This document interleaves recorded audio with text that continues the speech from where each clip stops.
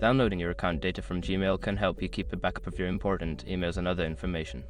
Follow these steps to easily download your data. Step 1. Sign into your Google account. Go to the Google account sign-in page and enter your email address and password.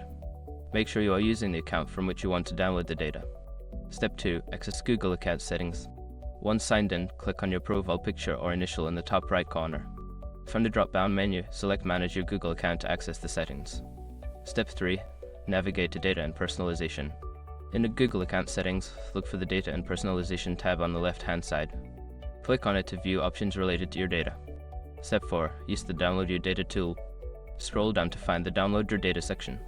Click on Download Your Data, which will take you to Google Takeout, a tool that allows you to select the data you want to download. Step 5. Select Data to download. In Google Takeout, you can choose specific data types to download, such as Gmail, Calendar, Drive, etc.